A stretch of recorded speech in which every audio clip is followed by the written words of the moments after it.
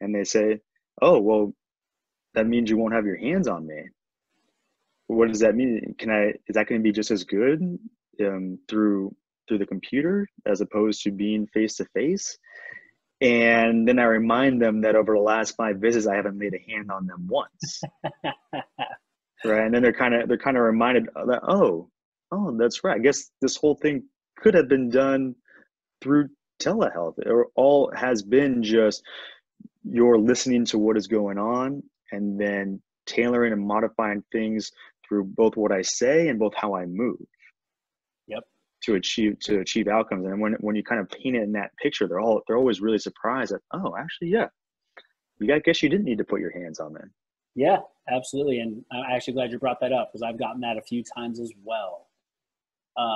With that, so outside of the running community, the active community, and the athletes that you're treating, the skiers, do you think there is a certain type of diagnosis that telehealth can't handle? Or said better, what type of diagnoses can be successfully handled through telehealth? That's a good question. In my opinion, I haven't come across a musculoskeletal condition yet. When I say musculoskeletal, the common orthopedic injuries that you see, knee sprains, low back pain, neck pain, shoulder pain, rotator cuff, heel pain, all these different common musculoskeletal orthopedic injuries that you see, I haven't come across one yet that can't be treated with telehealth. And that's because I try and replace what they would need hands-on work with techniques they can implement themselves to generate the same effect of what the hands-on would do to the best of the abilities you can. So I haven't come across a condition that I can't see. I'm trying to think here.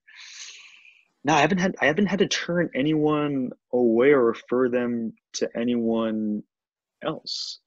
And then, yeah, how about you? Have you come across something you don't think you could see or could treat or be effective with?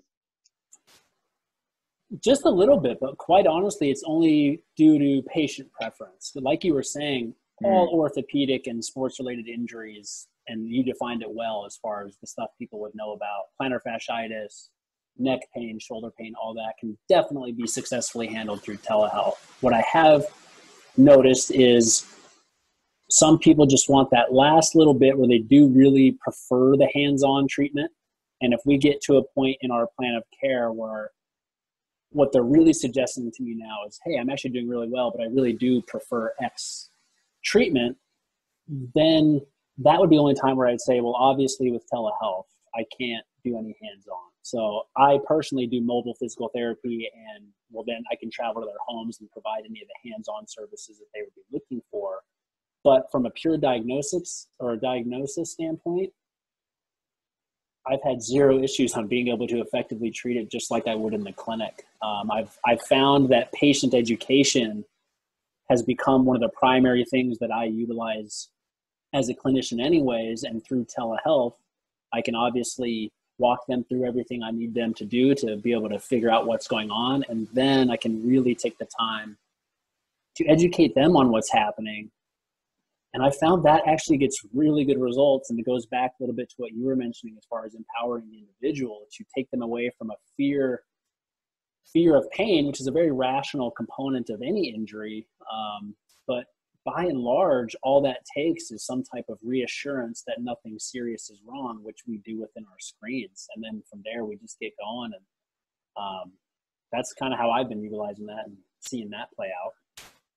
Yes. Yeah, there's some good points I want to touch on there with you. So, I mean, the one really nice thing about your business is that you provide both, right? So you provide the telehealth component as well as when you find that someone needs hands-on, you provide also a mobile service, which is so great.